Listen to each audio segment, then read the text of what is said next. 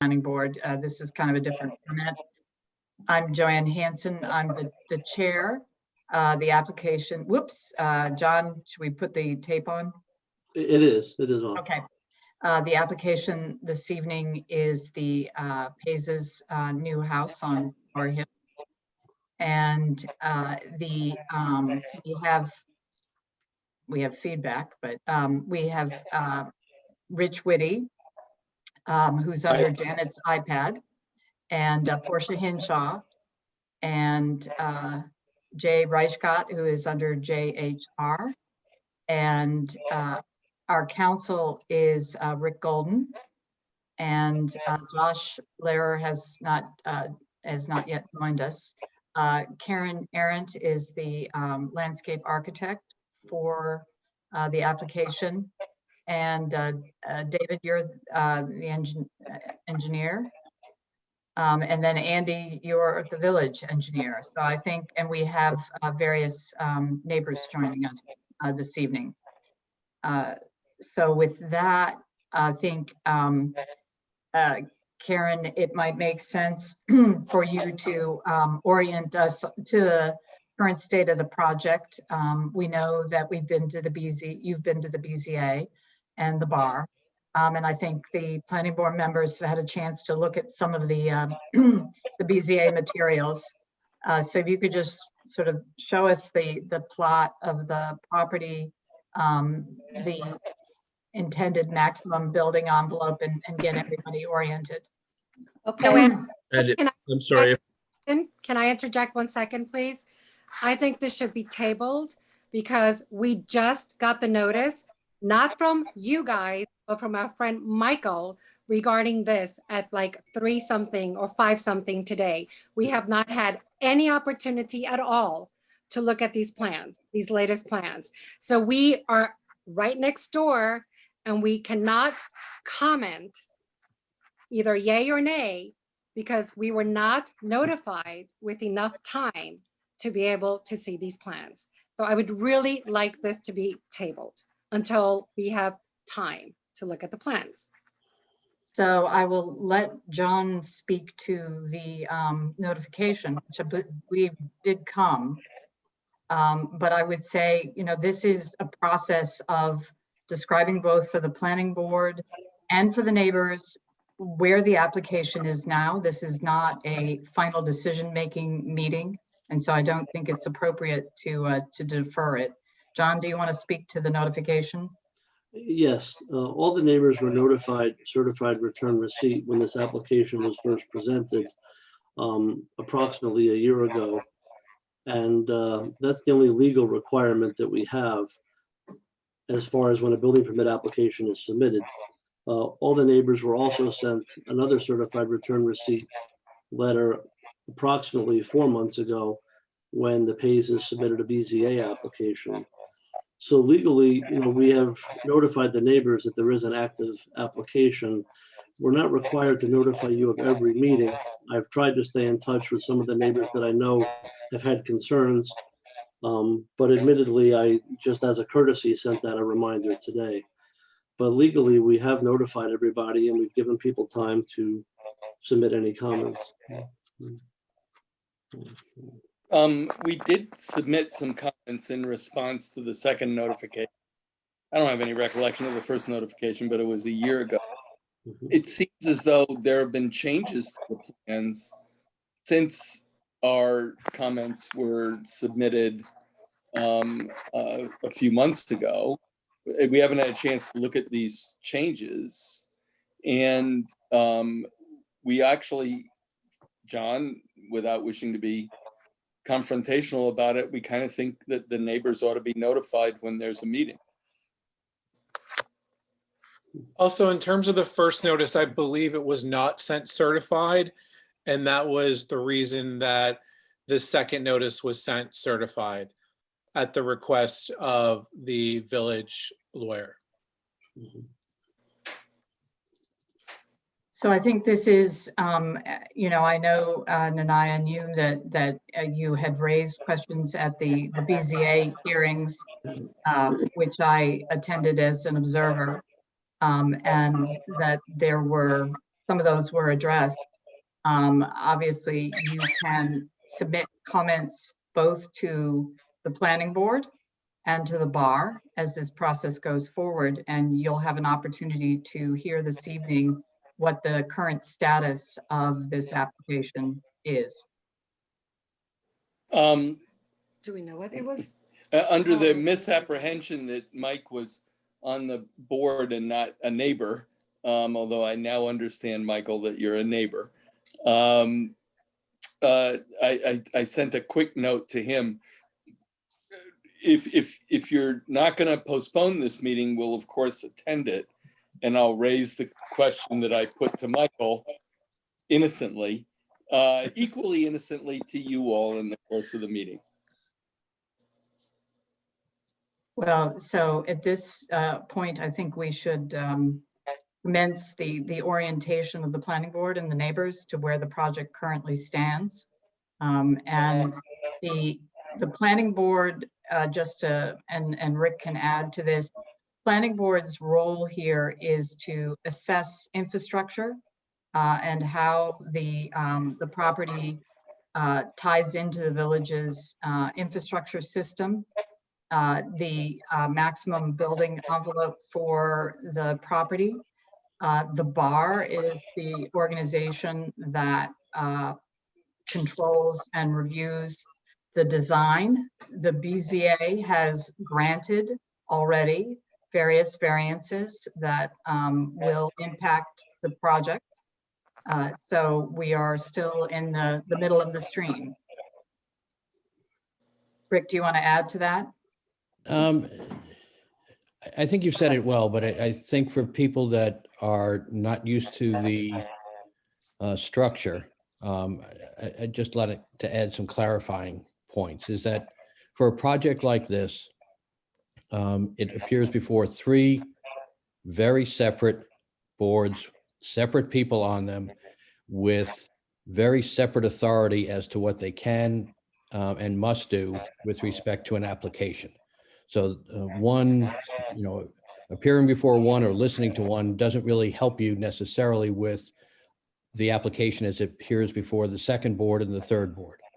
So the what was termed the second notification was really before the Zoning Board of Appeals, which was a very separate and distinct issue as to whether or not variances should be given from the code requirements.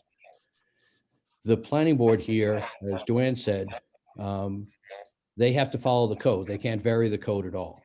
And they have to live with whatever the code as varied has been dictated by the BZA. And essentially what this board is dealing with is a site plan. There are some other aspects to it, but basically, where is this home going to be situated on the property, given the various engineering and code requirements that must be considered. And then the third board, which is very different again, is the Board of Architectural Review, which deals with the architecture of the home, lighting of the home, and other issues like that. So they all have 3 different roles. They're very different and distinct. And right now, this board is going to be, they started out with the process. There were some issues that were raised beginning of last year. The applicant then went to the Zoning Board of Appeals to try to have a home that they wanted that they couldn't under the code. And they haven't appeared before the planning board in a long time. They went to the BZA, got some variances, revised their plans recently, and now are before this board. So this board, it's the first time this board is really looking at and reviewing these plans. There will not be an approval tonight. The board traditionally, when it's ready for an approval, it doesn't take a vote right away. It asks for a resolution to be drafted by me. And then at the following meeting, they will take it up again and also consider any other input at that second and final meeting or the ultimate meeting. It could be the second or third or fourth. But that's where we are right now. So we're dealing with plans that the planning board has just recently seen and will be commenting on in the first instance, having them explained by the applicant and the applicant's representatives. I hope that clarifies some things. If I could jump in a second, just as a matter of protocol, there is a fair bit of echo and bleed going on. So I would request that if you're not actively talking, you hit that mute button, and we'll give everybody a chance to log back, to unmute when they got something to say. And thanks. So Karen, do you have the ability to share the screen and put the plans up? Yes, I just need John to enable screen sharing. It has been enabled. Okay.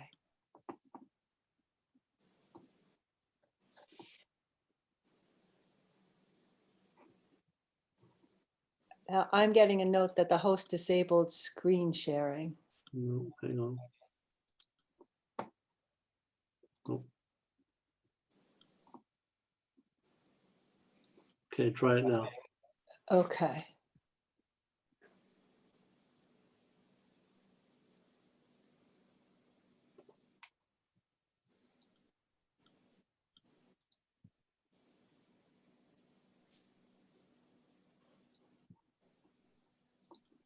Now I lost you.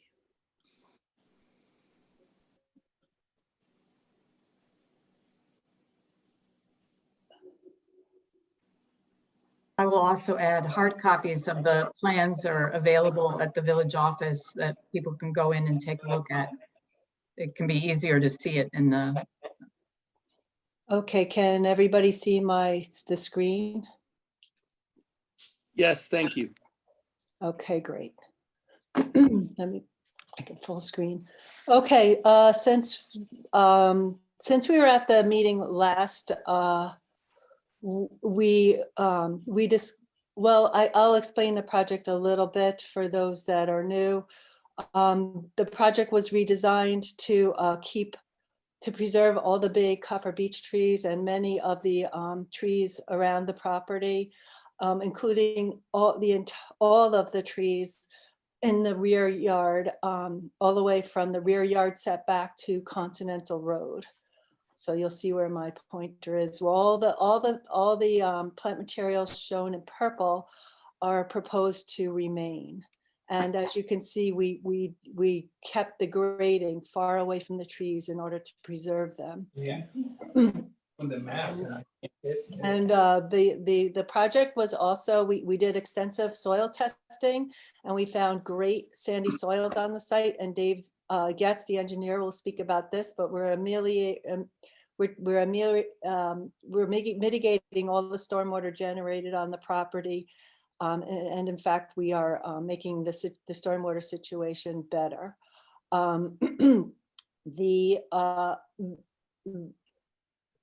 The driveway, you drive in the driveway around the circle and to a parking court. We received variances for the 2 columns out front for 6'6" in height and 2 columns near the parking area. We also received a variance for a 6-foot-high wall, but the only place you'll see the 6-foot-high wall is from the Pace's house because it is flush with the ground on the neighbor's property side. So you won't even see the wall. And the idea for that was the garages are on this side of the house, and the idea for sinking the entry to the garages in this area is to hide the garage door and the view of that side of the house from the neighboring property. Since we were before the board last, we were asked to put in a maximum buildable envelope, and that is this brown dashed line around the property, and that this will be the limits of disturbance for machinery or keeping or storage of materials or any work to be done. And this area will either be protected with tree protection fencing or siltation fencing on the downhill side. We added a lot of detail to the drawing since we were here last. We showed the columns, but these are things that the Architectural Review Board will take notice of and approve. We also show, let's see, what else should we talk about? All the materials are going to be native materials that are often found in Tuxedo Park, including a Belgian block curbing, Belgian blocks borders on the driveway. The stone walls will be granite, Tuxedo Park granite.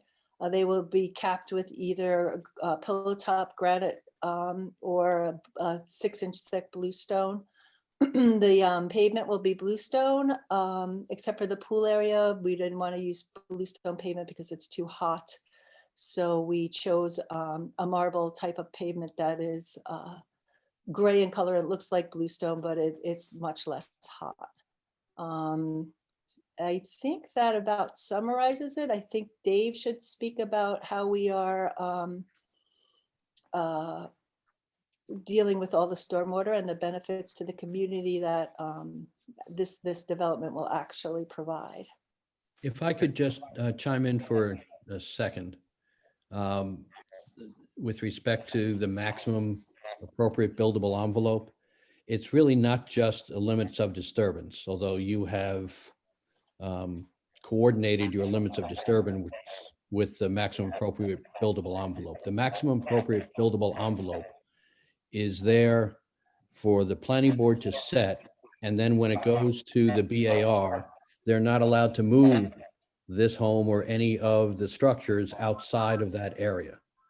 All right, so it can be larger than the limits of disturbance. It's really with respect to the relationship between the approvals between the planning board and the BAR as to the BAR's ability to adjust what they see here. So they would be able to move things around that are on here if it's relevant to their architectural review, but they wouldn't be able to go outside of the maximum appropriate buildable envelope. If they thought that it needed to go outside of that, you would have to come back to the planning board to get that envelope adjusted.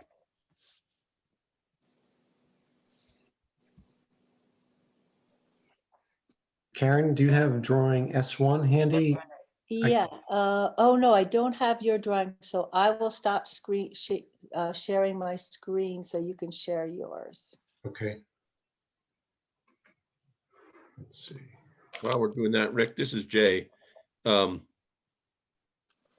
can define that limit of disturbance as the appropriate area if we choose to, right? I mean, That's correct. That's Okay. correct. But if, and what this board tries to do is to say essentially to the BAR, listen, we've looked at this and we think that for all the circumstances, both engineering wise, topography wise, screening wise, that this is the most appropriate place to place all of the home and the various disturbances that would go along with that, including the driveway.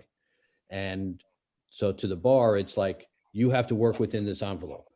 Of course, if the bar says it's impossible to work with this envelope, they'd have to come back to adjust it. But this is a envelope that is the responsibility of the planning board.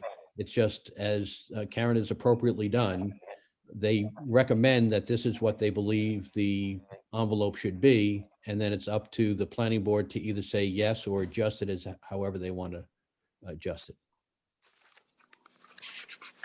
thank you. Would you like me to talk about the site design and drainage?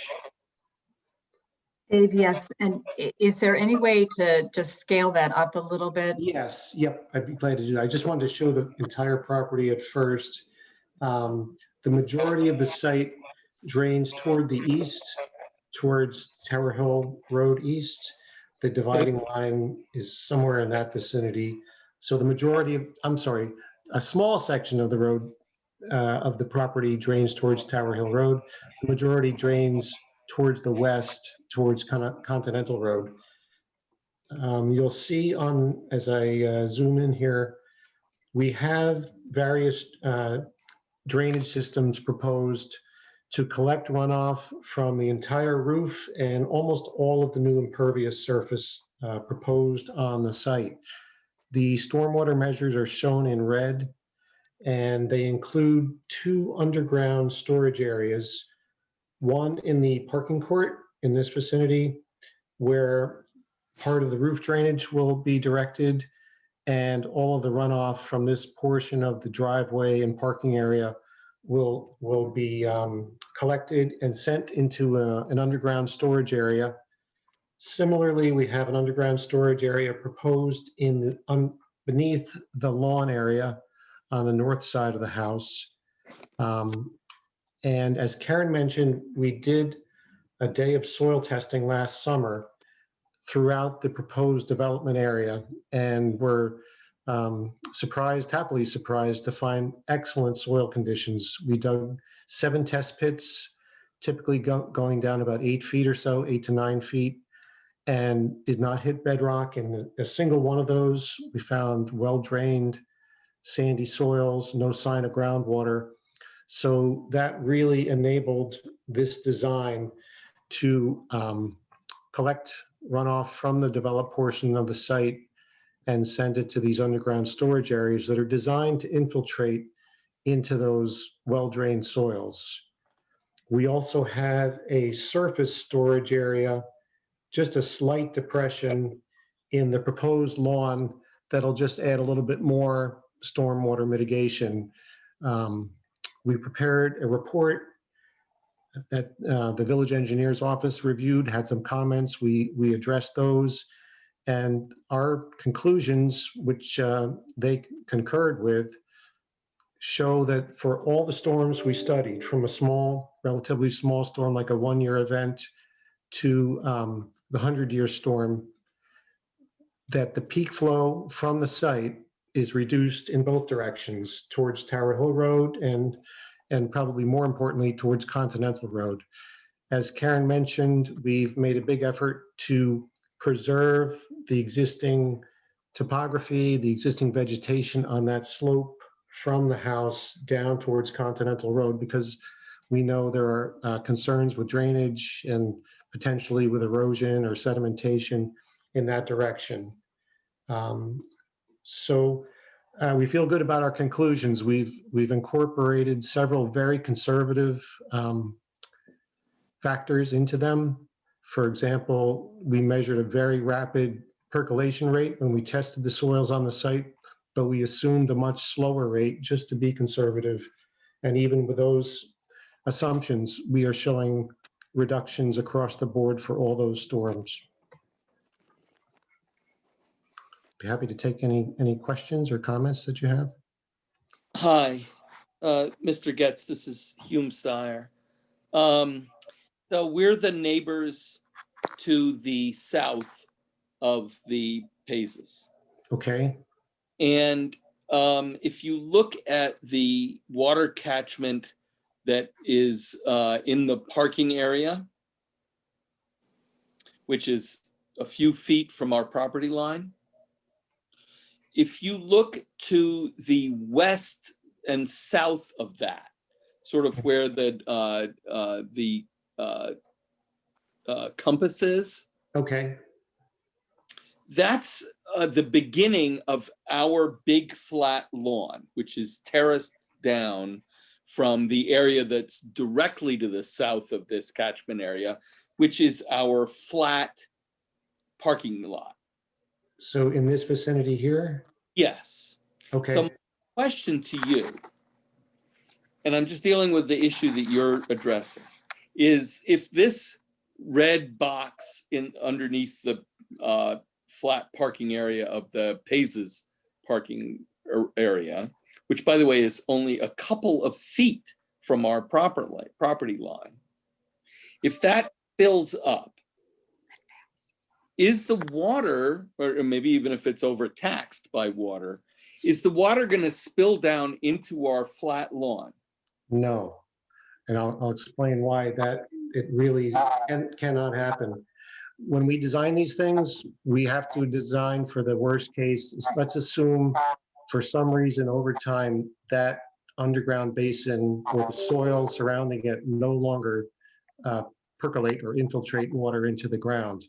We have to check that what we've designed is going to function in a way that's safe. It's not going to flood the building. It's not going to flood your property. We need to know where that water is going to go. In this case, the elevations are set so that that would overflow back down towards Tower Hill Road, This way. towards the north. Oh, that's okay. That's not Tower Hill Road. Well, That's not Continental Road either. towards the driveway. It would run down the driveway and run out onto Tower Hill Road. So towards the north is the direction it would go, but the place where it would exit the site would be at the end of the new driveway. I see. The proposed elevation of that parking court is 680, where the existing grade is 686. That's where Karen mentioned that 6-foot high retaining wall. So even if it's filled up to the surface, it's still 6 feet below, or more than 6 feet below your property line. Okay, I want to be clear here, Mr. Getz, and I'm not trying to argue with you. This, if you go directly to the south of the Pace's parking area into our parking area, Yes. true. Our parking area is elevated above their parking area. Yes. However, if you go west to where the compass is, Okay. our property falls off radically, maybe 20 feet, very steeply, down to a terraced flat lawn, which is way below our parking area Okay. and is essentially, I would say, 10 feet below where that red square is under the Pace's parking area. That's what I'm worried about. Are you worried about groundwater leaving? Because surface water, these are retaining walls. These 3 walls would prevent any surface water from heading in your direction. So if your concern is groundwater, that the groundwater that could leach out of this system would enter your property, is that the concern? Yes, How high are the walls? either from overflow or a leak. So from overflow, it's impossible because those are Block it. those are walls and the water would be directed. Now, let me also add, we designed the volume of that underground storage area to take 100% of the 100-year storm. So it's, in my mind, it's well oversized. But again, we anticipated concerns and questions like the ones you're raising. So we wanted to make sure that we had something that's really very conservative. We have, like I said, we've assumed a slower perk rate. We've assumed all kinds of worst case scenarios, let's say. Because the soil is so sandy and gravelly, I can confidently say, I think there's no chance that water that's infiltrated at this point will end up on the ground surface on your property. I'm concerned, frankly, not only about water on the ground surface, but also water that is underground and undermining the stability of our flat lawn. So this is a lot of water. You just told me that this red square is going to contain a huge amount of water that flows into it, not only from what falls naturally on that red square, but it's channeled into it from, lots of other places on the Pace's property. So let's assume that red square contains a lot of water after a big storm. Okay. The soil is permeable underneath, and I assume that it's designed to sort of, over time, allow that water to naturally drain out. And our property looks like it's above the Paces, and in some ways it is. Our house is above the Paces. But that flat lawn down there is not above the Paces. It's basically on a line with them. Yeah. And if, the same level as their land at that point, going north-south. And if the water is all pooling up in that red square and then leaching out, it could easily leach out towards the compass. In which case it would just end up pooling up under our flat lawn, which by the way is where we might put a swimming pool. And we put in an 11-foot retaining wall to hold up a swimming pool and other infrastructure improvements for that. And if that water all leached out in there, that would be bad. I'm not saying it would happen. I'm not an engineer, and I don't know what the hell I'm talking about, but I'm concerned. So I understand your concern, and if the soils had silt and clay and hard pan or bedrock layers or something that would be a barrier to the water going down vertically, I would be more receptive to your concern. I guess I don't want to sound like I'm being callous, but these soils are so well drained. When we tried to do a percolation test, we couldn't even fill the hole basically because it just disappeared straight down. So again, and when I mentioned that the red storage facility has a big volume, it's sure there's a 100-year storm is a huge event, but making the volume of the container bigger does not increase the risk on your property. It's the opposite. Making that container bigger means there's going to be more capacity before there could be any impacts somewhere else. So I think it's appropriate at this point to allow the planning board members to ask their questions, and also the village's engineer has reviewed this, and then we can double back on questions. But Dave, as I understand it, that catchment is a physical container that holds the water, which is then Right. slowly Yeah, I dissipated. use the word container.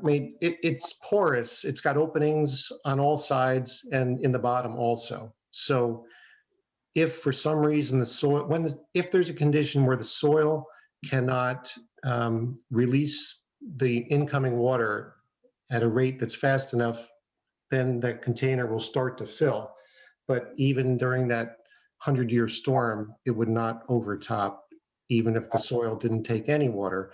And again, you'd have all that time for the water to leave. Joanne, before you move on, it's Michael O'Neill at 212 Continental. I have the exact same concerns that Hume Steyer does as it relates to the square, as it relates to the rectangle that would flow down.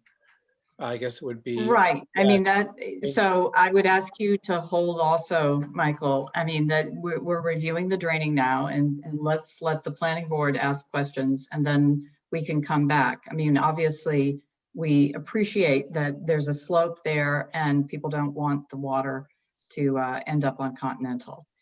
Jay, did you have any questions that you wanted to pose? Not particularly, but based on what I've read, and let me preface this by saying I'm a structural engineer, so I know the words for this kind of drainage stuff, but it's certainly not my specialty. But based on what I've read and with concurrence of the village engineer, the stormwater system as designed will ensure that any stormwater flow off the site will not exceed and is probably going to be less than what currently happens when it rains. Is that a reasonable statement? Yes, that's what we have in our report, and Pat Hines said he concurred with that. Okay. That's all I got. Portia, Josh, Rich, any questions? Yeah, I have a question. This is Rich. On the northwest section right by Continental Road, I don't see any type of mitigation with water containers. So we have a separate drawing that has erosion control measures shown. So during construction, there would be silt fence proposed along this whole section of the site, along the downhill edge of development. But we are not proposing any stormwater measures in that portion of the site because we don't want to disturb it, and we feel like we're handling any issues further uphill.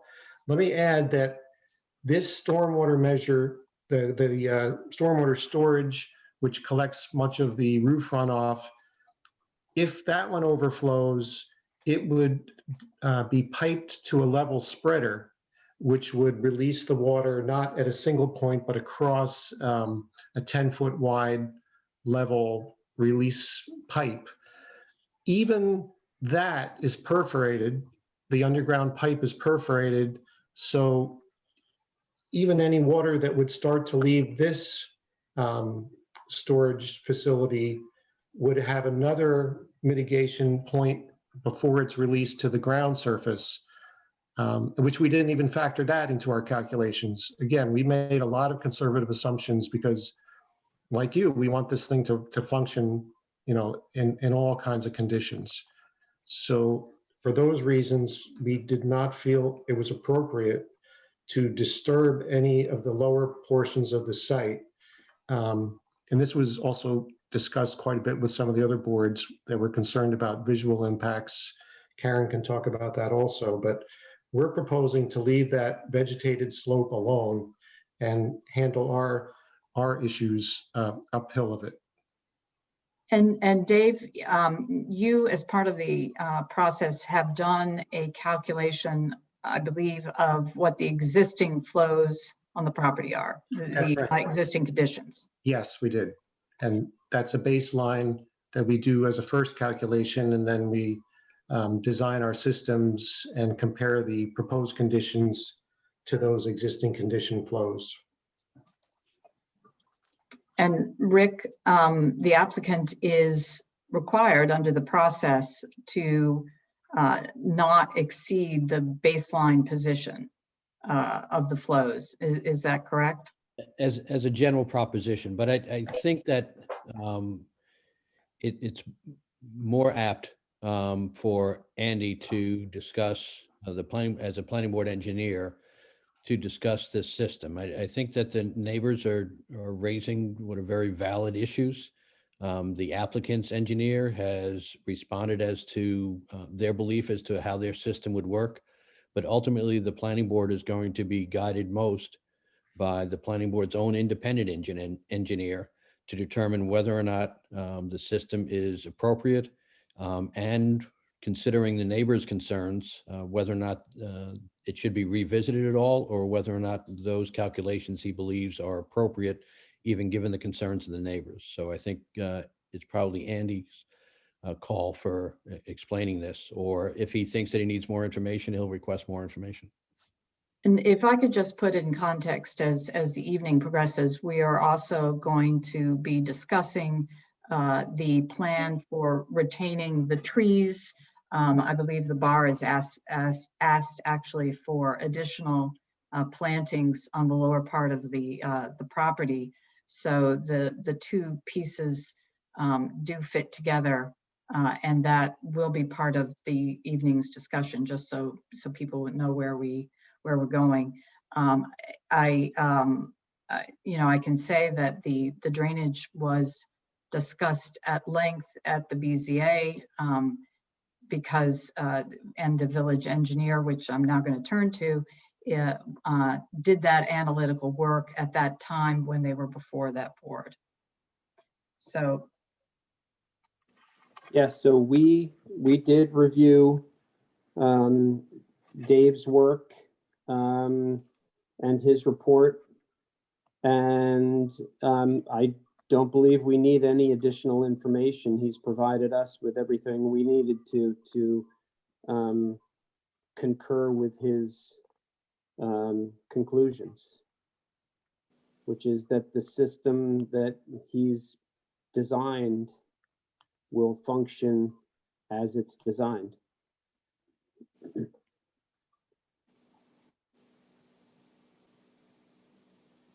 So Michael, do you have a specific question about how the system functions that you'd like to pose? Yeah, I mean, just generally, I mean, how many gallons of water do these tanks hold? I guess would be the first question.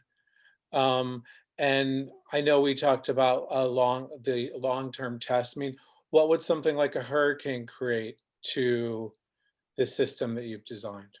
I mean, Hurricane Irene was the most severe storm, I think, in recent memory. Mhm.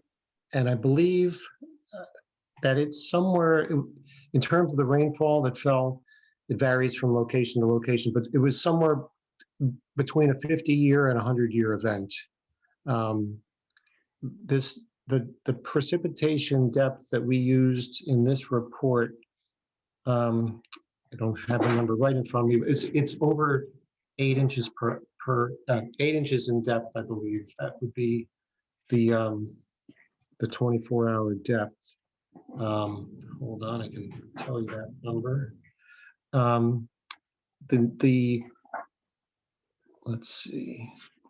I mean, the question is really, is it enough to keep us from having flooded basements? Because, you know, the neighbor to the south of me, who's no longer the current owner, had that situation happen with the Hanson house, right? So that's the part that we want to mitigate. So I feel confident again that we're mitigating any impacts that this property would have. Just quickly, the 100-year storm depth that we get, and that's from national data, for this location is 8.76 inches in 24 hours, which is a huge storm. If someone nearby, downhill, uphill, has existing problems, we can't promise that this design or this construction will alleviate those.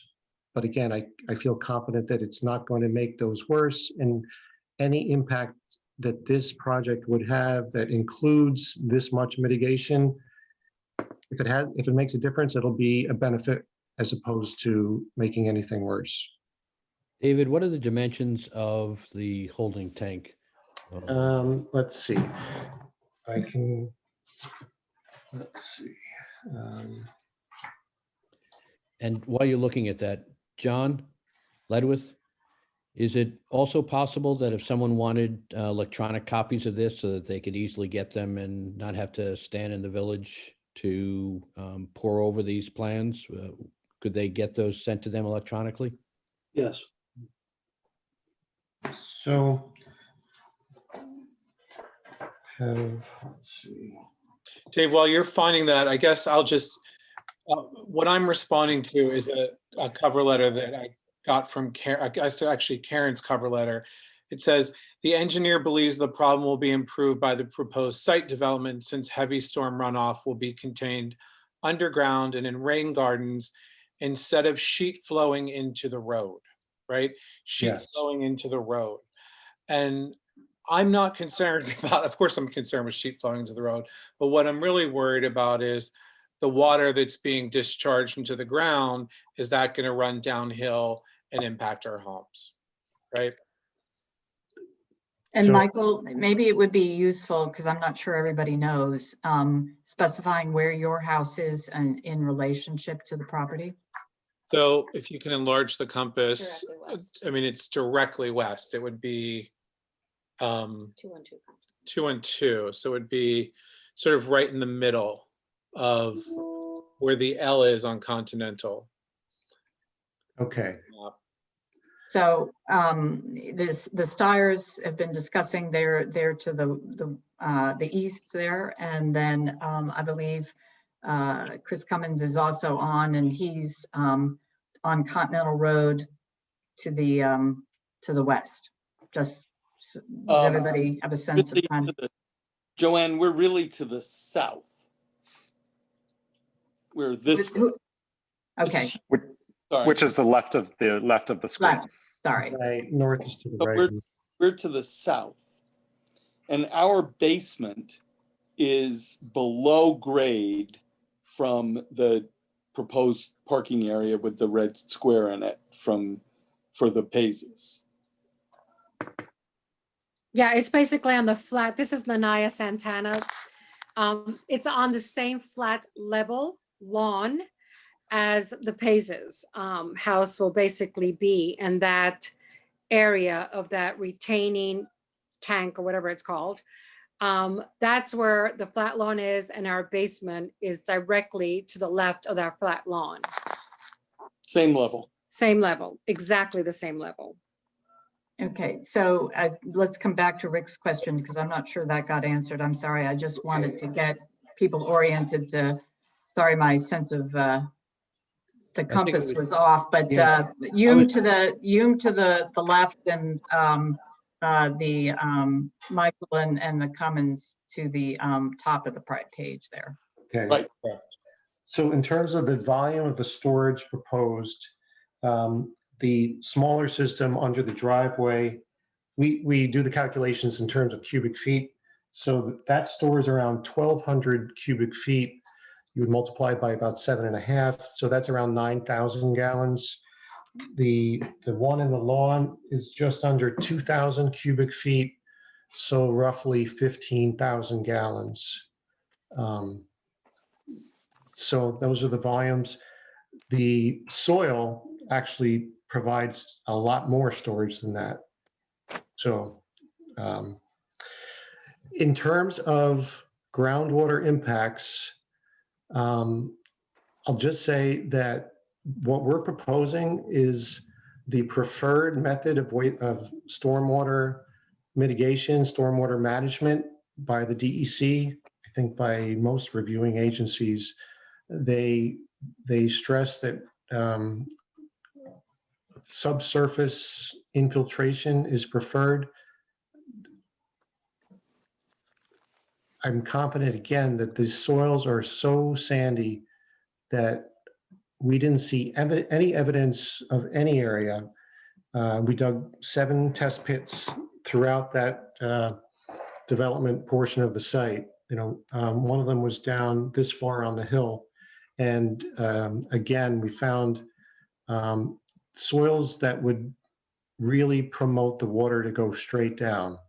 There's no guarantee. I mean, no one can predict what happens with groundwater, but this is a tremendous site. The soil conditions are excellent for mitigating the impacts of this proposed house.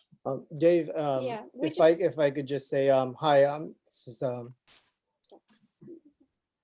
is Dev. Yeah. This is Devin Wilkie. Yeah. So I think it's, it seems like, because I know we've gone through this before, and it's the major concerns for all the neighbors, I think, was the water runoff. And I just, I know Dave went through everything with the village engineer, right, Dave? I mean, we had a whole a list of requests that were submitted. I think we went back and forth. I know he's had conversations with the village engineer as well, because it's been a big concern of ours, because we do want to obviously improve things, and not make things worse. This is something I know we've talked to a few other neighbors down Continental as well. And we've made a lot of changes. I just want to say one of the things that, we were talking about, Is the rear.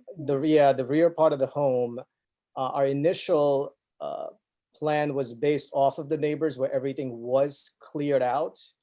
And go ahead. Yeah, we kept, we did take down the trees that were dead, and Karen can, also assist with this, but we kept the trees that were there that were alive and well, and we kept the vegetation as well. And this is in a large contrast to our neighbors whose backyards are fully manicured. We did this so that we could mitigate the runoff to Continental and elsewhere on Tower Hill Road. Now, Continental also runs down south. Is that correct, Dave and Karen? Like, it goes downhill from From the east. From the east, right? It slopes in this direction, correct? Right. Yeah. So that's really going from south to north on this map. Okay, so south to north. So the water there, I mean, it can come from any point on Tower Hill Road because the rear For Continental Road. from yeah. Continental, it slopes down on majority of the properties that are facing Continental. I mean, the other thing, I mean, I think the big thing I just want to get across is, you know, obviously we've kind of gone through every request that the village engineer And has that our brought neighbors up have and had. that our yeah. neighbors have brought up through the multiple meetings we've had with the BZA. I just, you know, I just feel like Dave's repeating the same things over and over again, because it just seems like the main concern is the runoff. And I don't know, this is not what I do for a living. I rely on the, you know, the engineers and obviously the village engineer to kind of concur with these findings. So, you know, I just wanted to kind of mention that just so, because we haven't had I time. appreciate that. And I think what it might make sense, and I mentioned as we started into the conversation about the drainage, that the trees and the landscaping are a component of that. So it might make sense at this stage to switch to Karen doing that discussion. I would ask please that the planning board, well, before we move on, I'll make sure that there are no other sort of immediate engineering draining questions from the planning board, but I'd like the planning board to ask their questions first, and then we can double back to the neighbors. So Karen, if you would talk about the trees, the ones that are going to be retained, whatever if you could update us on the additions that the bar had requested, and then, you know, how that ties to the drainage situation. Okay, let me share my screen.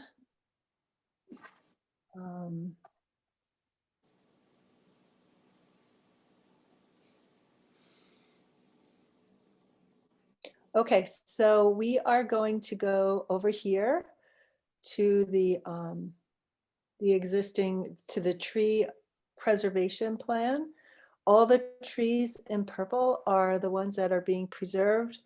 I don't have this number off on the top of my head. Let me just. Can I just ask Karen, is there a way to, because we're not really going to be able to read the you know, specific legends, to kind of focus on the left-hand side of the screen and the site plan side of it, and less on the legend? Okay. Or not? Let me see. Let me move this over. So, oops, excuse me. Sorry. I am not as proficient with this as Dave is. Let me just get the bar submission up again. Okay, so let me see if I can zoom. Okay, so we can zoom in. So we are saving, like I said earlier, we are saving 75 feet plus of vegetation in the entire rear yard. And this was specifically as responding to a request by the neighbors on Continental Road.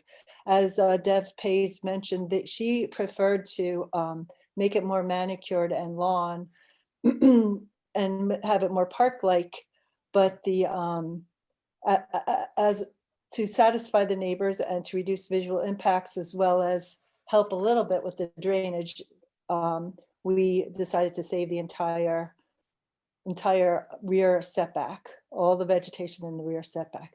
Now I'm going to go to the landscape plan, which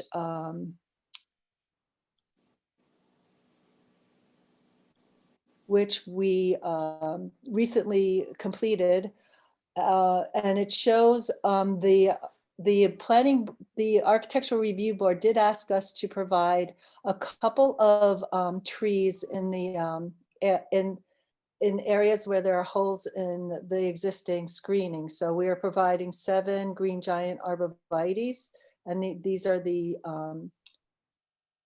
green evergreen tree symbols. We were also asked to provide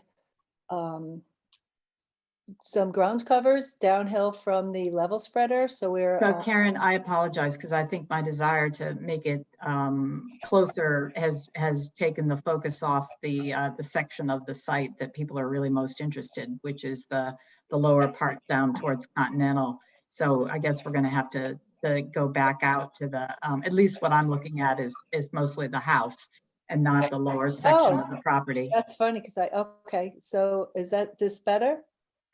Still the same. It's still the same. See on mine, it's Karen, we're- Karen, I think you're gonna have to remote out and remote back in. It's frozen. It's happened to Oh, this one okay. before. Mhm. okay. So we'll try it one more time. Is that any better? It is still focused mostly on the house, and we're trying to get to the Oh, Continentals. that's so weird. Okay, so let me stop sharing and share again to see if that will make. Okay.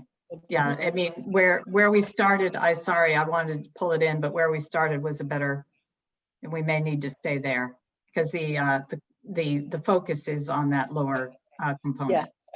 Is this better? Yeah.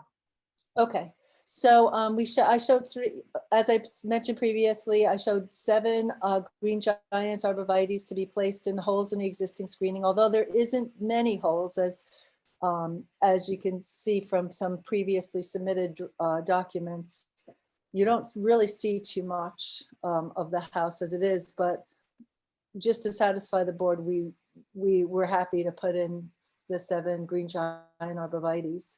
And we're also adding a couple of grounds covers in response to one of the zoning board of appeals members. And we're going to put 150 plugs of different vegetation downhill of the level spreader to further slow the water. But by preserving, there's a lot of ground cover there already. There's a plant that's native called Carex pennsylvanica, which is like a long grass. And there's a lot of that in this area over here where the level spreader is dumping water, and that significantly slows the water. There's areas of Pachysandra. There's a lot of ground cover. So and there's no evidence of erosion as is. And since we are actually making the situation better, I think there will, the erosion potential from the existing conditions will not, there won't be any issue with erosion. And also as a request from the board, that Dave mentioned, they asked for erosion control fencing, and we're putting in 2 layers of fencing just in case something happens with the first layer, it'll be caught with the second layer. So we've also done that. And that's on a permanent basis, or that's? No, that's just during construction, and it'll be up there until all the ground covers grow and thicken and full, and then it'll be taken out. So do any of the planning board members have questions about the tree maintenance, and anybody? I'm confused about what the fencing is.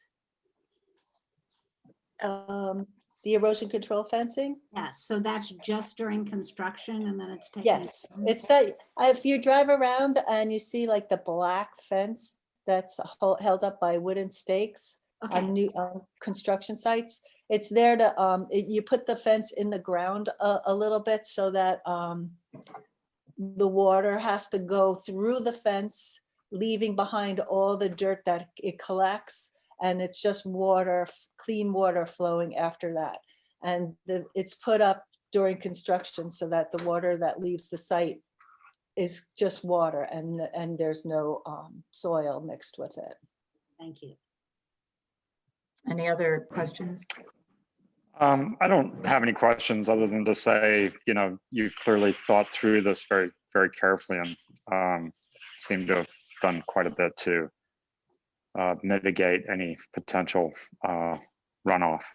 So we did. So thank you. If can we shift to Karen to the just a discussion of tracing around the maximum allowable building envelope. Why don't you start with that area right there, I assume relates to the erosion control fencing. Right. So the erosion control fencing will be right in here, and all these trees will remain.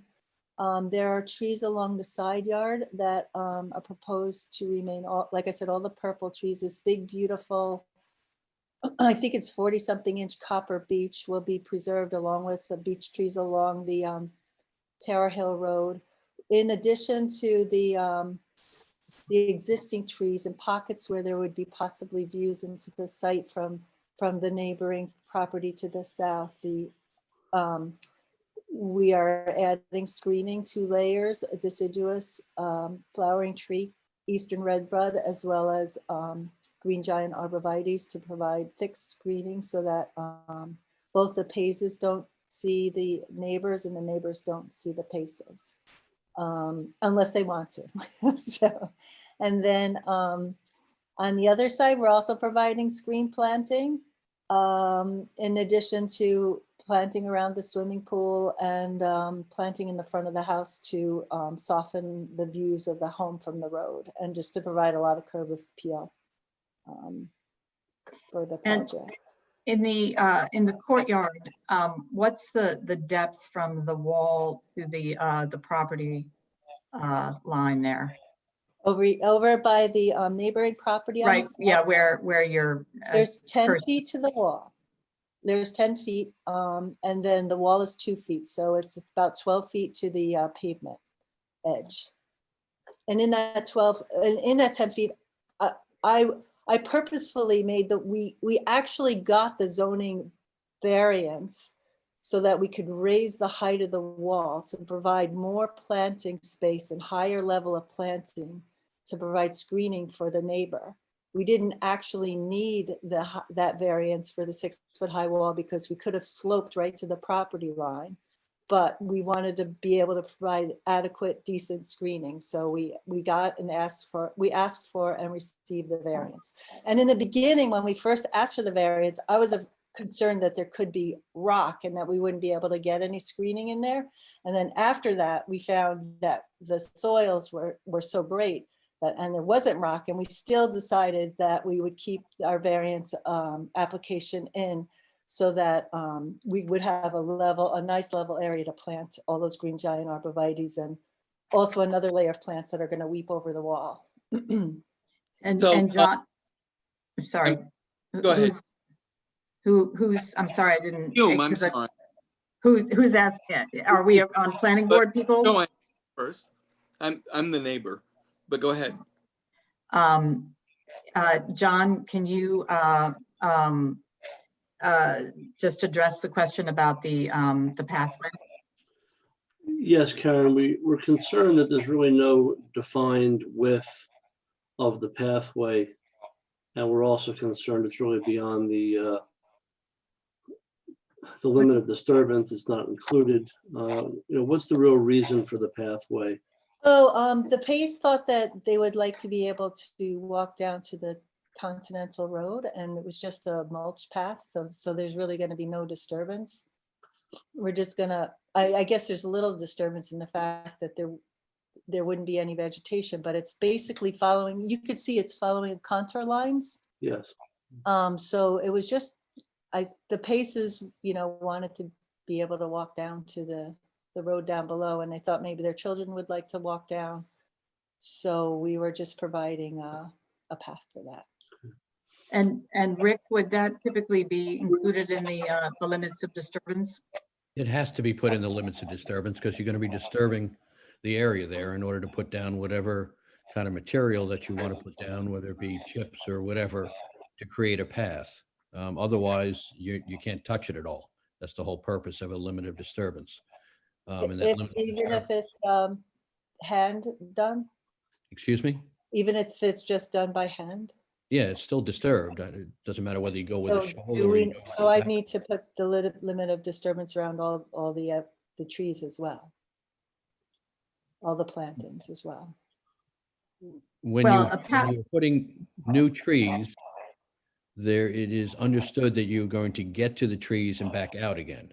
but this is not something that's temporary. This Okay. is something that, So, I mean, we're happy to include that in the limits if that's acceptable to the board. Yeah, I think to define it and to I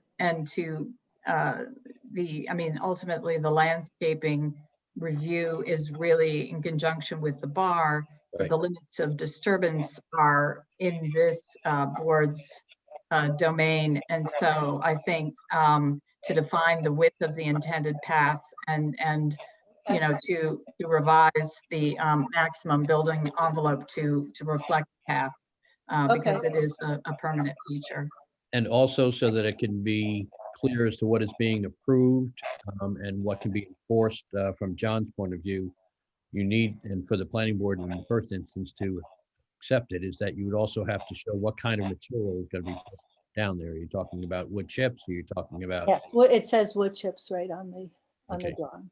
So I can show a 4-foot wide path and we'll show the limits of disturbance around it. No, we have no problem with that. and the maximum appropriate buildable envelope, because all Yes. disturbance should be I within. mean, not the, yes, we'll include that within the maximum buildable envelope. While we're on the limits of disturbance, first of all, the maximum appropriate buildable envelope should be noted on the site plan. You have it noted on a different one, I think The village zoning plan, yes. yeah. So it's not wrong to have it there, but you need to have it as well on the site plan. That's Okay. required by the code. The other thing, Karen, is that on limits of disturbance that you do have on the site plan, I believe it's a dashed blue line. It indicates that it's TYP, which typically means typical.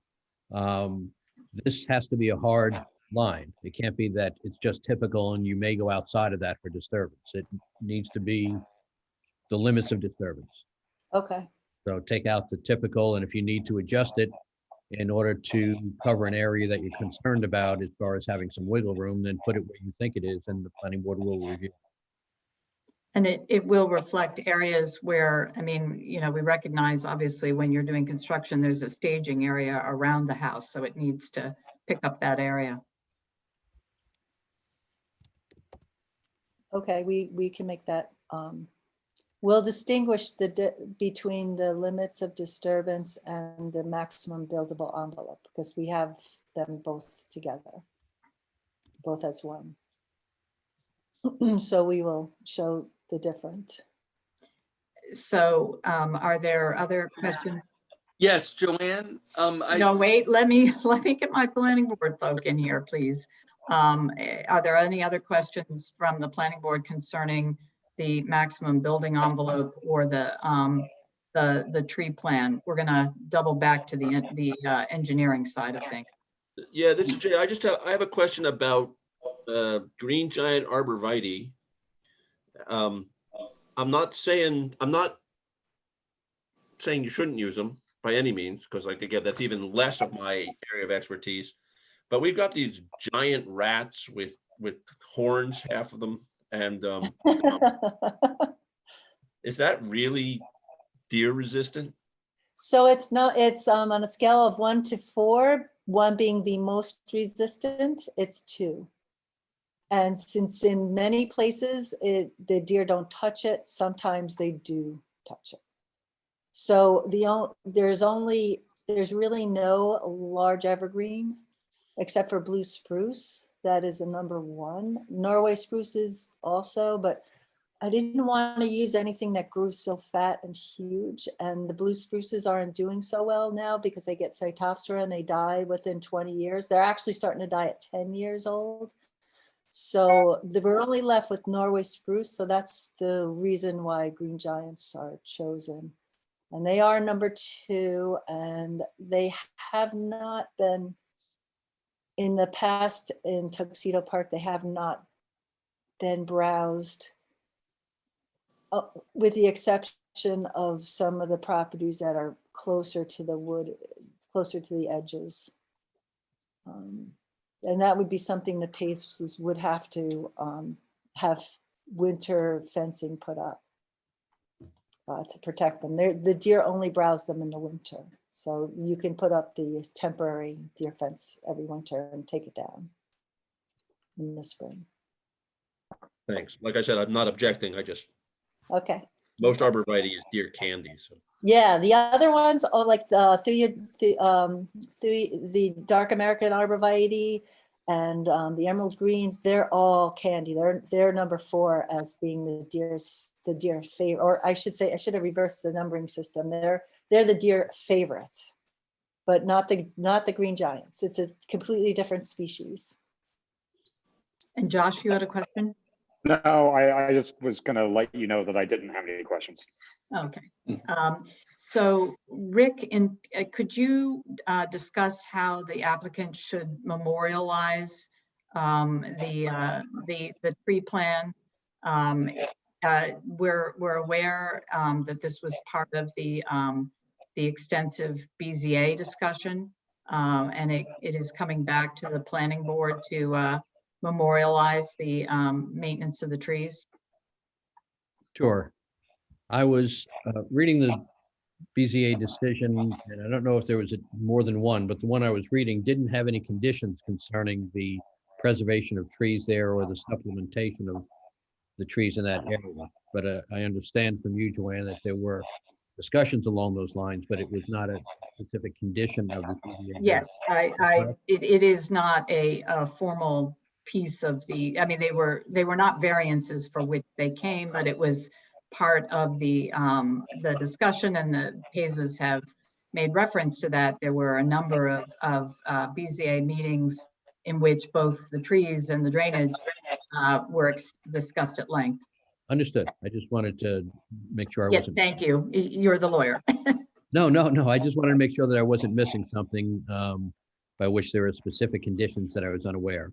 So the way that we have normally handled this in the planning board, where there's a certain area in which, in addition to the code restrictions on what you can and can't remove with respect to trees, et cetera, to have an area that is designated as important for purposes of the approval, obviously you need to protect that, not only for this homeowner, but for all future homeowners.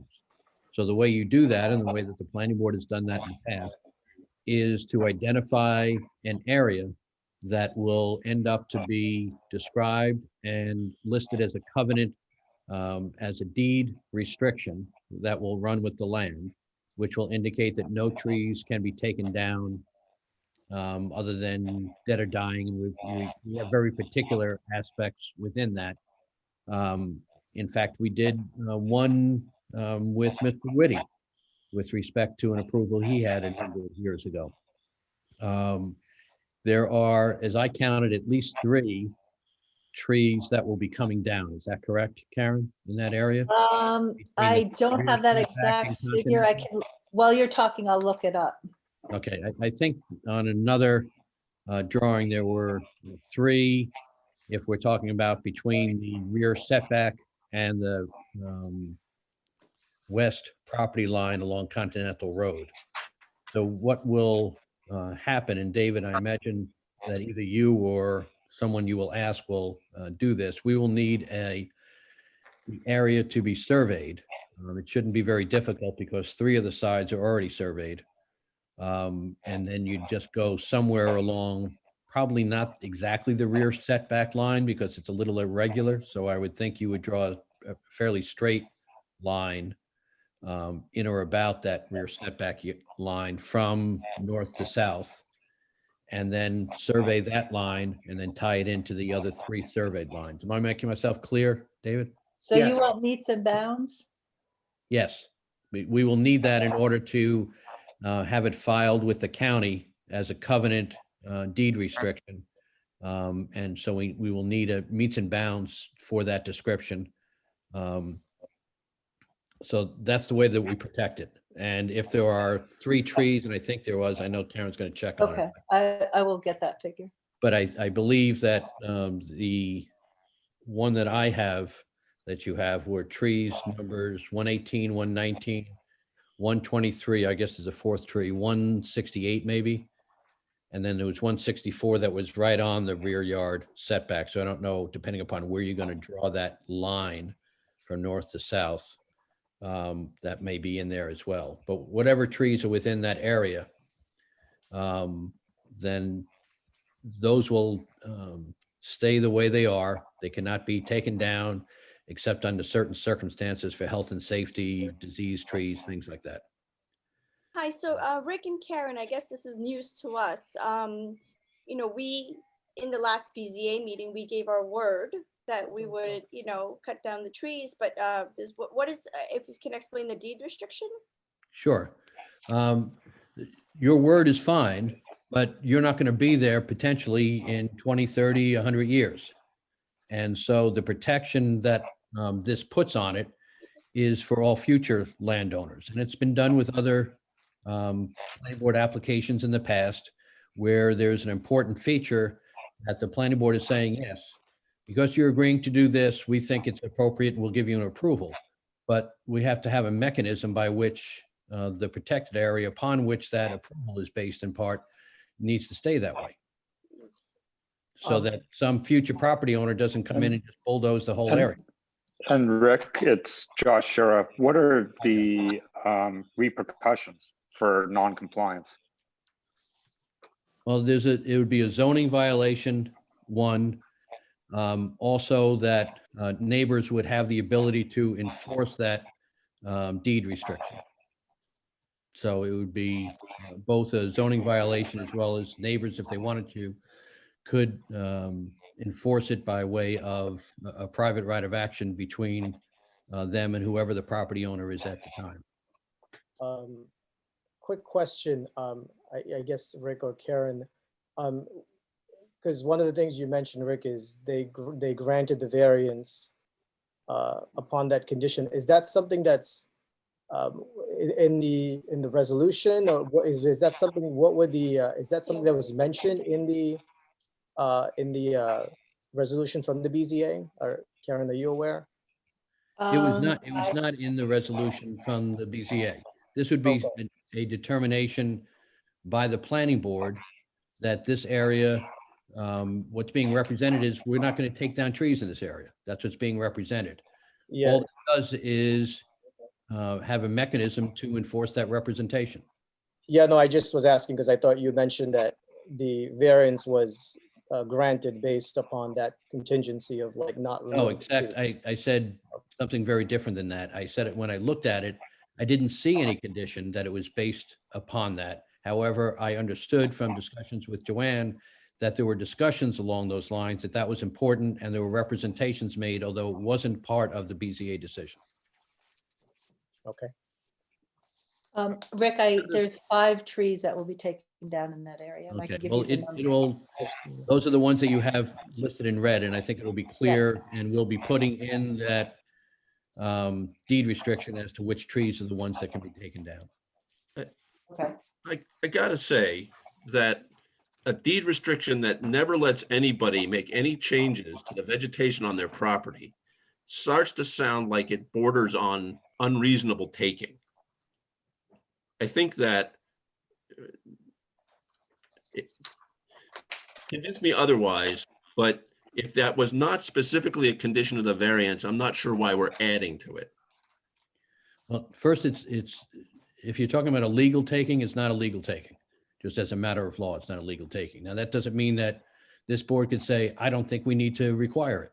And I don't really care whether or not people come in and take down trees. But that's what this board has to decide. It wasn't a condition of the BZA. This would be a decision of the planning board. If the planning board says, you know, we'd like to have those there, but if you take them down, you take them down. Or if your next owner takes them down, they take them down. It's not important to us in our planning board approval, our site plan approval, then there's no reason for a deed restriction. But if in fact you believe that it's important for purposes of screening, for purposes, which is part of your site plan issues as to how this property deals with neighboring properties, screening and other things, if you think it's important for that and for drainage and everything else, that's why you do it. But if you don't think it's important, either for drainage or you don't think it's important for visual aesthetics, then you could not have it restricted, and they would have the ability to take down all of the trees consistent with the code as it stands now, which I think John can tell me, but I think it's 4 trees a year. So you simply take down 4 trees a year, and over the course of time, it could be denuded. We think it's Right, so, absolutely critical. Yeah, I think it's one of those things, like you said, there are restrictions, I think, to the number of trees you can take down a year. And, you know, to our point, to be very frank, just as a fairness issue, because I'm just curious to see with the neighbors' properties to the left and to the right of us, how many trees are currently there, how many trees were currently taken down. And it just seems, from our point of view, it's unfair to us to be tied into something like that. We have no intention of taking things down, but to have it in there, you know, as a restriction of some sort, it's something we'd obviously have to consider for ourselves as well. If I could say. We think absolutely No, critical. hold on, Chris, let me pause. As part of, you know, I was merely an observer in the BZA proceedings, but there were extensive conversations about 2 things. One was the drainage and the role that the trees play in that. And Chris Cummins is about to comment that there was also a fair bit of discussion, and my understanding was agreement about screening your property from the downhill neighbors. Chris, do you want to add to that? Yes, absolutely. It was agreed within the BZA that it would be sent to the planning board, but we brought it up that we were interested in maintaining the trees and have it written into either the permit for the home or somehow to memorialize it with a deed restriction. And that was agreed at the time, and that was our understanding. And we're still looking to have it codified in some way. So yeah, we're still very concerned with that.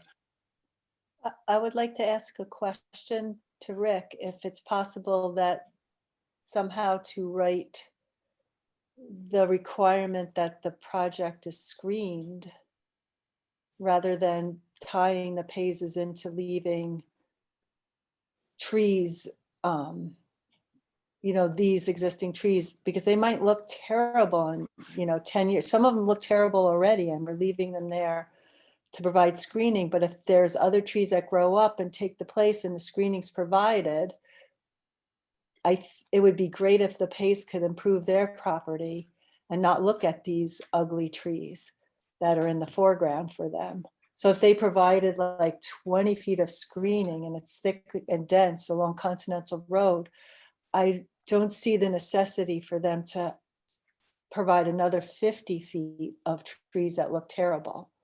And they, just for the board to know, the trees aren't what it helps with drainage. It's more of the ground covers that slow the velocity of water as it's running down the hill. So it's more for screening than the tree retention of the existing trees are more for screening. And if the Paises wanted to put a thick evergreen band of trees down by Continental Road, and in 20 years, they're thick and dense, it would be a shame that they have to keep the ugly hemlocks that are full of woolly adelgid and some of the invasive trees that are there in the foreground. All I mean, I would raise, oh, go ahead, Rick. First of all, you know, lawyers can craft just about anything, just like engineers could just about build anything. It just takes either money or, in my case, words. So yes, something else could be crafted. What I had heard was that the applicant was willing not to remove the trees between the rear yard setback and Continental Road. I had heard that twice already tonight, represented. This was just a mechanism to enforce that representation. Now, can it be done to make sure at some time in the future, if there is adequate screening, that it can be changed? The answer is yes. You could come back to, at that point, they can come back to the planning board and ask for a modification to the planning board, and that deed restriction based upon that sort of set of facts you talked about, and they could say that now there's sufficient screening, so now you can remove X number of trees that otherwise were restricted under that. But it's up to the planning board. This was a representation that I heard. And when I hear representations made and then planning board members rely upon those representations in order to give an approval, it seems not very wise to have a process whereby that representation can simply be turned around in a whisper, either by this particular owner later on when they change their mind or a subsequent owner. And so this is simply a way to. Rick, can I ask a question? So it sounds like that area is being preserved at the request of the neighbors. And so I have a question. Was that, and unfortunately I'm new to the situation, so I don't have a lot of the history with the BZA and this project, but was that a request born out of a desire for screening or runoff? Because what I'm hearing is that the trees don't do a lot with respect to runoff. So I'm just trying to understand where this came from and, you know, what the basis of the representation was.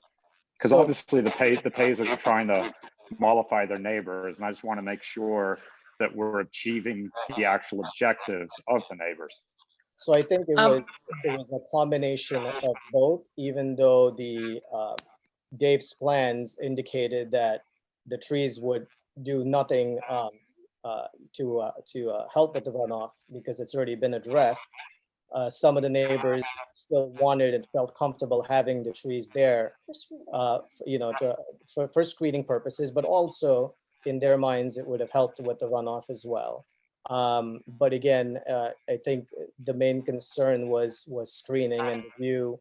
We you know, at the BZA meetings we did 3D renderings and showed the view coming from Continental lot because they were concerned about how much of the property they would see. So I think the screening was the main concern. And the one thing I just also want to add, you know, that is our intention to obviously keep the trees in there, but to have a deed restriction on our property as a matter of principle, dictating what we can and can't do and what we're locked into, to me, again, doesn't seem fair. And that's why it's a concern of ours. Rick, is it public comment? This is Sherry Bishko. I'm with Chris. We're at 222 Continental. Is it permissible for me to speak now or should I wait? That's up to the chair.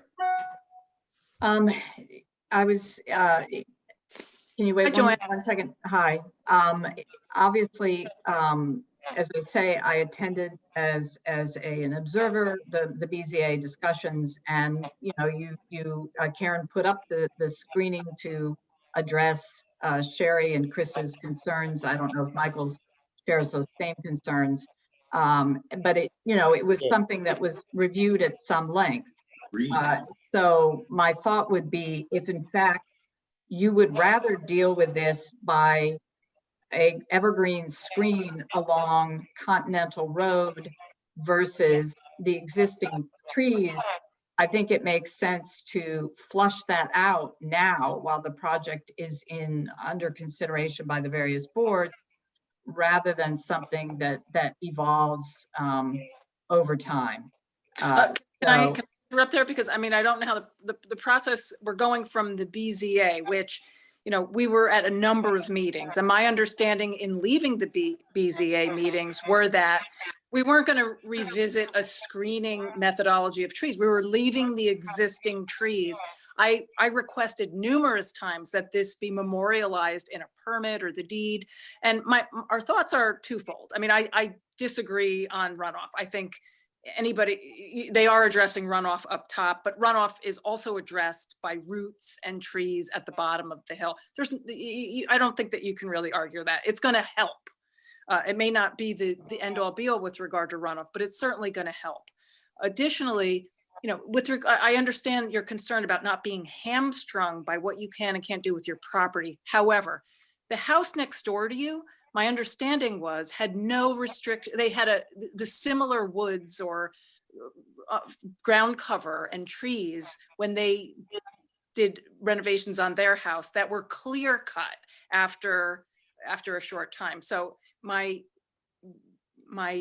mean, I'm vociferous. I am very much in favor of this being memorialized. I mean, what would prevent you from cutting the trees down? And I'm not saying you're going to, but at the next owner. Additionally, it's not putting up evergreens as a screen. There are fox and deer and all kinds of wildlife, bears that bed down, and we watch them out of our window. It's, you know, it's in moving this project forward from the BZA to the planning board. This was something that I was assuming we were agreed to. So if we're reverting or going back, that's upsetting.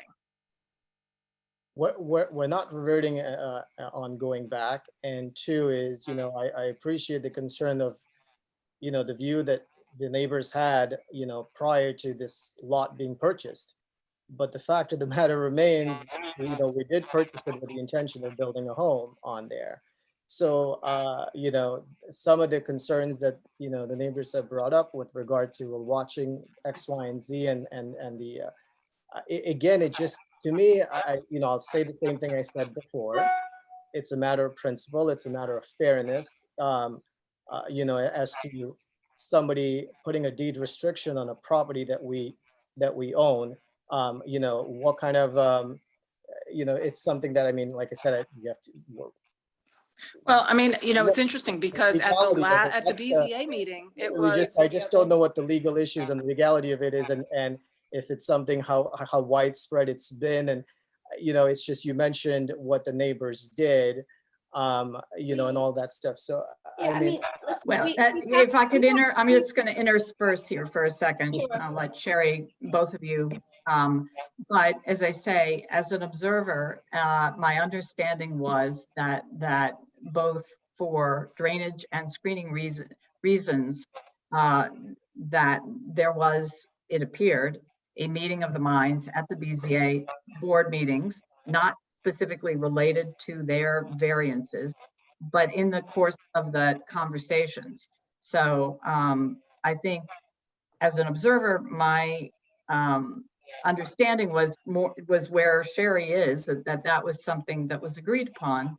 And therefore it has to be memorialized in some fashion or another. It is not a case of just neighborly goodwill.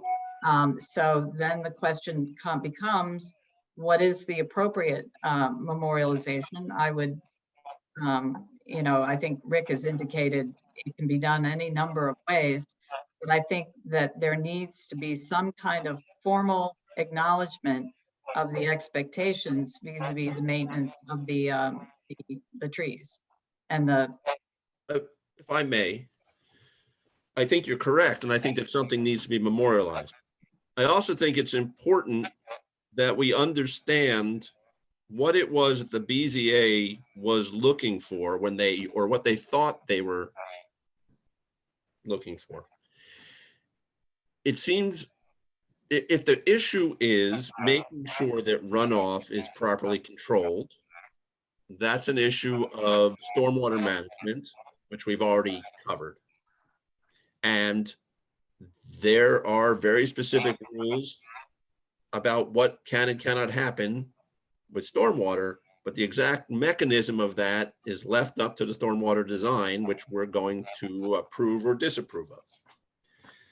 If the other issue was screening, then I don't see any problem with memorializing a requirement for appropriate screening, however that's going to be defined.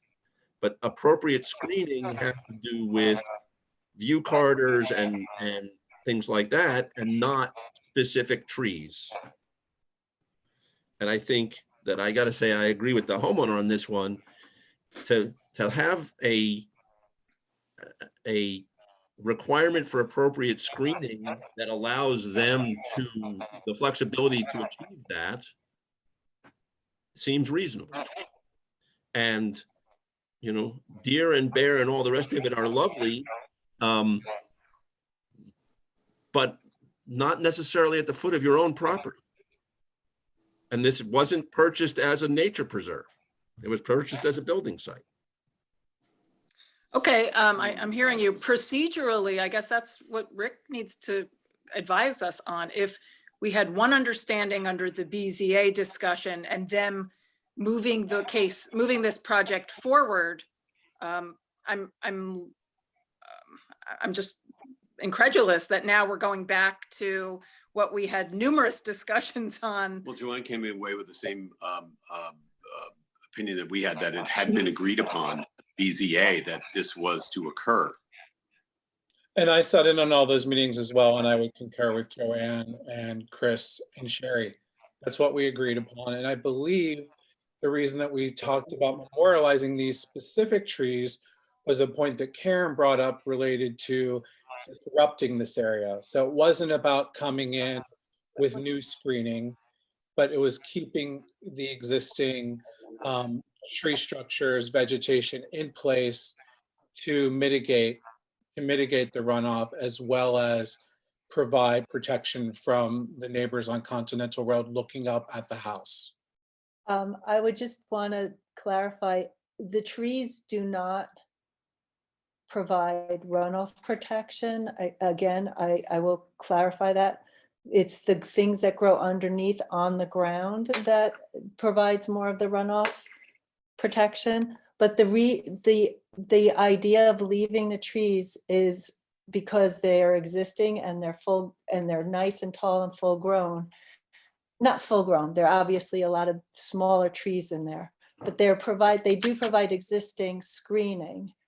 The memorializing the trees is not taking the exact trees, is not taking into consideration the lifespan. Like what about all the hemlocks that die? We could just let them all die. I mean, Oh, okay, I'm amenable to, as they die, replace them. I mean, but I don't. But I think it's like, I think that the client or the applicant should have a little flexibility so that they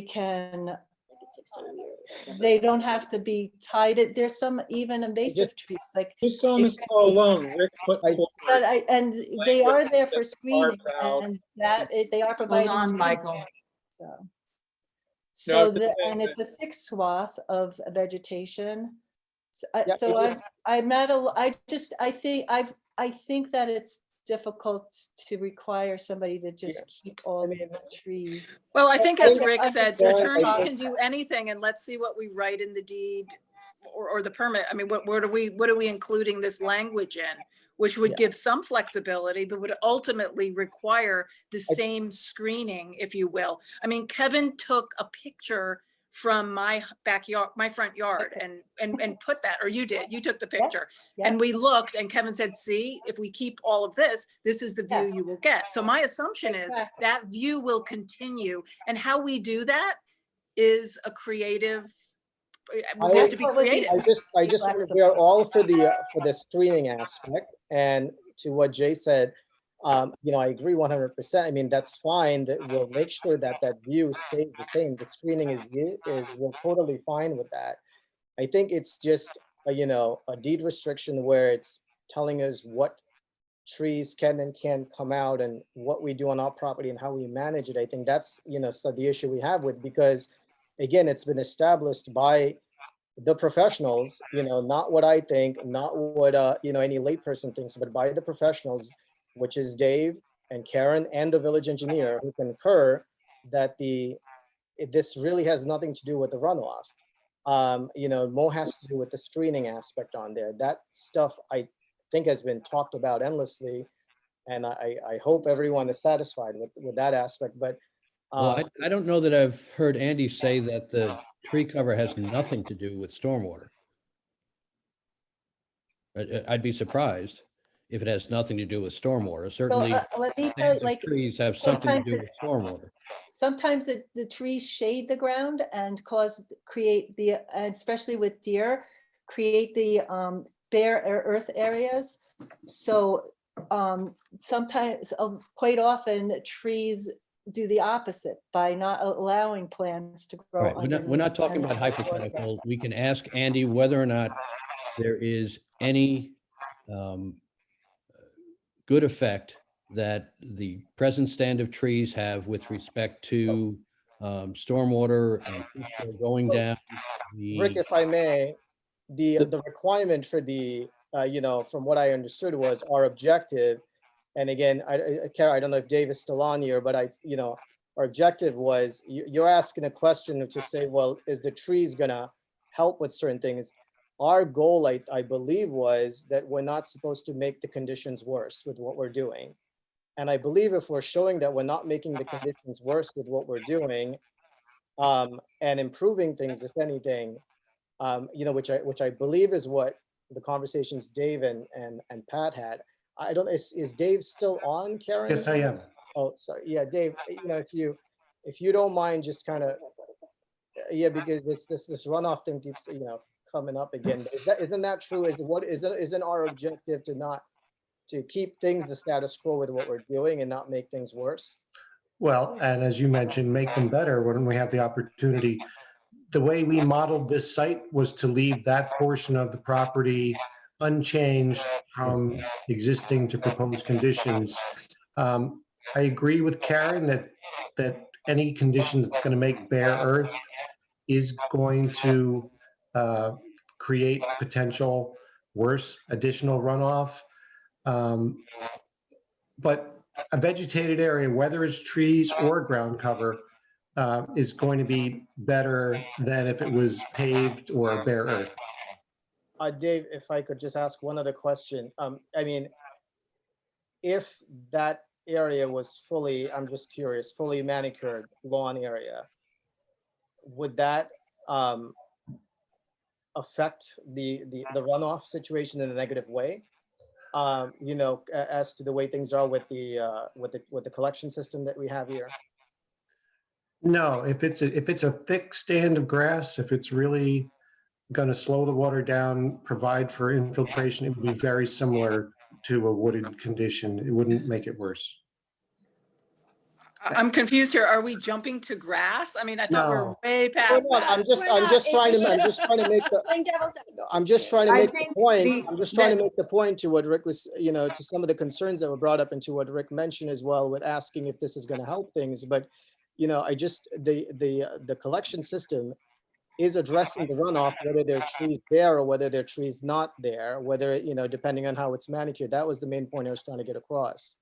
However, this is the board at which the resolution of how, both for drainage and screening, how that's maintained. And it's been our experience that it, you know, simply well, we intend to do something does not translate well into the future. So I would ask you, you know, what is your intention here?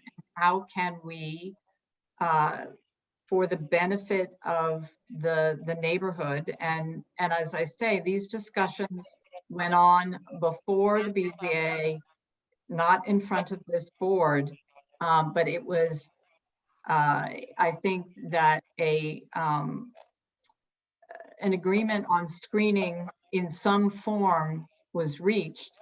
And so then before this board, we have to figure out, how do we memorialize that? I have an idea. If we quantify the number of diameter breast height of all the evergreens and quantify the diameter breast height of all of the deciduous trees, if that's memorialized, that they have to maintain that number of diameter breast height of, does anybody understand what I'm saying? Like you see my tree list of inventory has each tree categorized in accordance, whether it's evergreen or deciduous, and the number of diameter, how thick the tree is.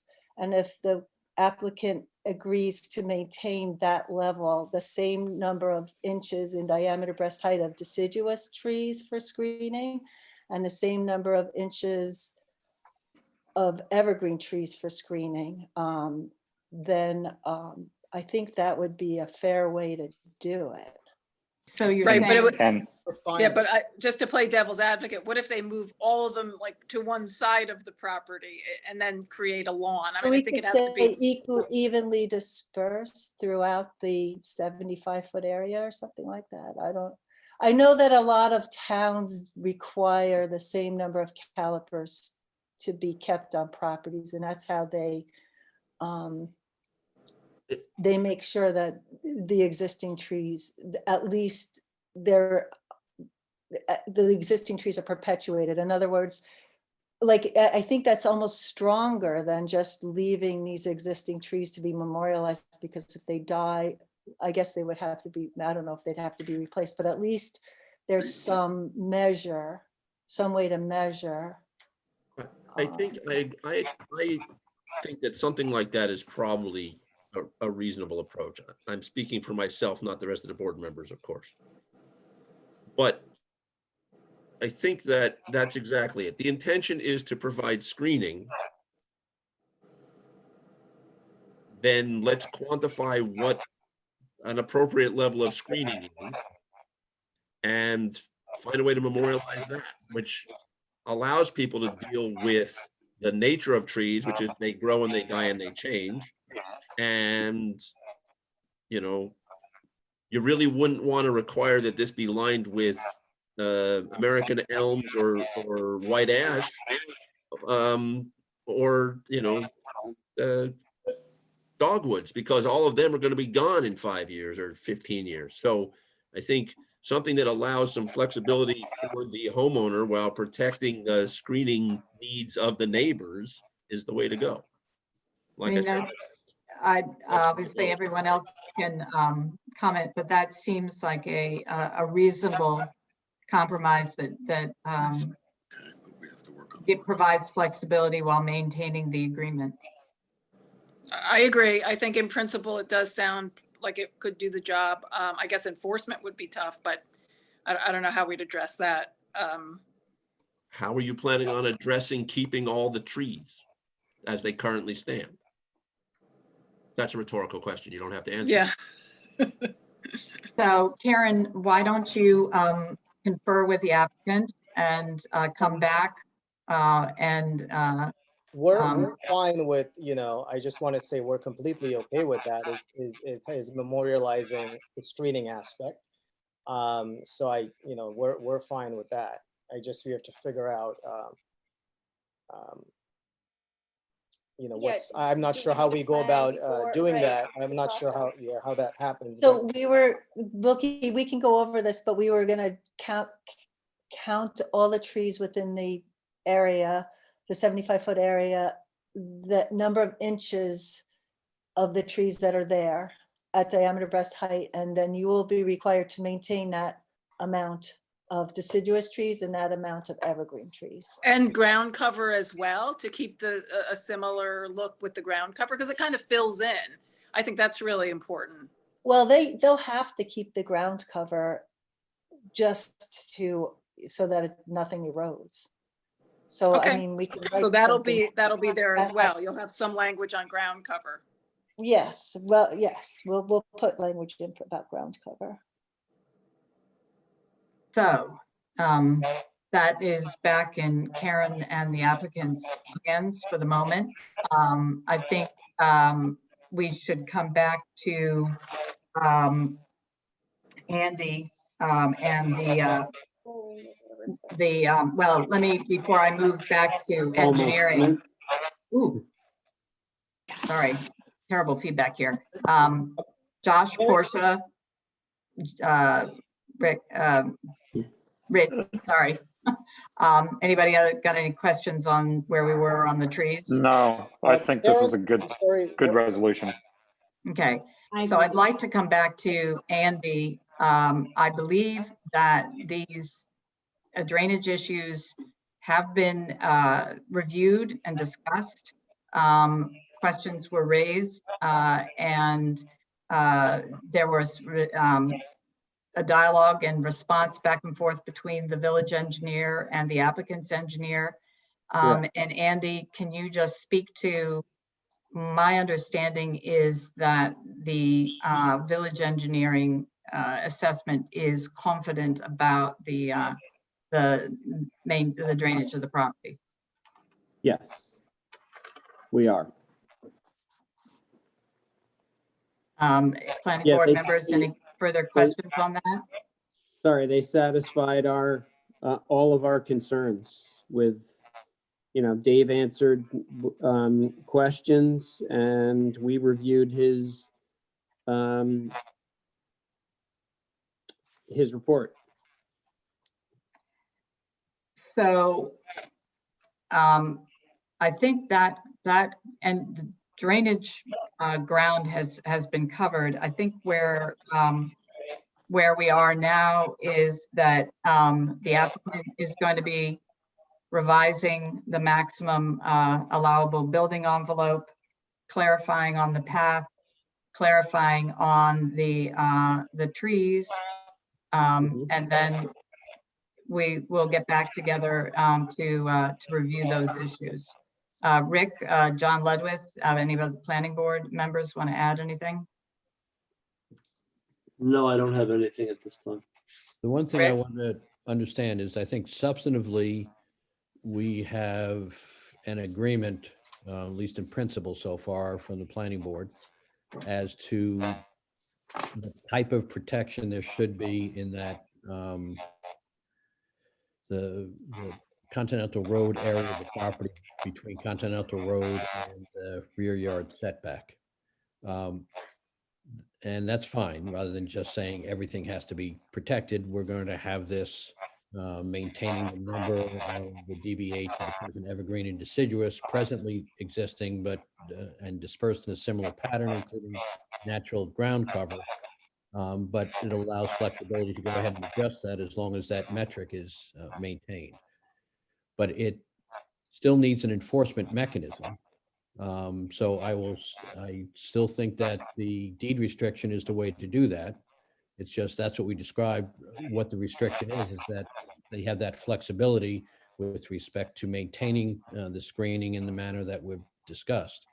But I still would need that area surveyed so that it can be included in a deed restriction. And just so that you know, with respect to the deed restriction, if you just have it as a condition in a resolution, that's going to bind this owner. But it will not bind a subsequent owner who's unaware of that condition, and they're not legally required to go searching for that condition. If it's in the chain of title, as deed restrictions are, then it's binding on all subsequent purchasers. And that's why I believe that it's important, if it's important to you to keep this screening, then it's important to do it by way of a deed restriction rather than just a condition in the resolution. So Rick, I have a question about that. So if you don't make it a condition and you make it part of the permanent deed, you know, what's really interesting about planning for the future, and in this case, it seems like we're planning for forever. There must be some mechanism to adjust that restriction. And I want to understand what that is, because it could be that the entire community agrees that what we're agreeing to today makes absolutely no sense. And I just want to understand what the mechanism is for unwinding that. We could build into the deed restriction that the owner of the property at any time may seek a modification of that deed restriction by way of a modification to the site plan approval. Okay, well, I suggest we do that, because I can't believe that we know what 20 years, 30 years, 40 years, 50 years from now is really going to bring us. I just also want to add, just, you know, as a matter of record, this is something we definitely have to look into more. We need to, talk to legal professionals, just get some more advice further on these things. We don't want to be tied into something that we know we don't know a whole lot about, because there's implications for us as well for many, many years to come. So, it's something we'll definitely look into and talk to Karen about and go from there. And I would also suggest, I don't know when you're next scheduled before the bar, but to have that conversation about what the landscaping that you intend to do, so that both the planning board and the bar are on the same sheets of music to whatever we're going to memorialize. So with that, I think we've covered the topics for the evening, and we look forward to meeting with you again as we work to complete this process. I have one other, am I muted here? No, not. Nope, you're on. Thank you. I had one other small thing. And it had to do, Karen, with I think it was the limits of disturbance, but also the maximum appropriate buildable envelope. It looks like down near Tower Hill Road, it looked like there's a retaining wall that's outside of both the limits of disturbance and maximum appropriate buildable envelope. So I think it may have to be adjusted around there, a little jog around the retaining wall by the circular part of the driveway. Is that an existing wall, Karen? That's the existing wall, right? Oh, okay. Yeah. All right. My apologies. Okay. So we're all set? And Joanne, can I bring up one thing? Is that Okay. Of all of the 22 comments that we had in our engineering review, all have been satisfied thus far. What was So the there- date of that, Andy? Say that again? What was the date of that last review that you just referenced? Our original comments were from 8th of January, 2020. So we had 22 comments, and the last 3 were resolved today, actually, with additional information that were provided or was provided by Karen and by David. Thank you. So I want to wish everybody, hopefully 2021, it's certainly turbulent, but hopefully it starts out, it gets better from 2020. And we look forward to all working together to complete this process and welcome the Pays with their new home to Tuxedo. So with that, thank you everybody for your time and attention, and we'll continue on. We need a motion to adjourn. That would be a good idea. Thank you. I keep, the Zoom throws me off. May I have a second, please, on that, or first? Second. Okay. Thank you. Good evening, everybody. Thank you. Thank you. Thanks. Good night, all. Good night. Good night. Right. Good night.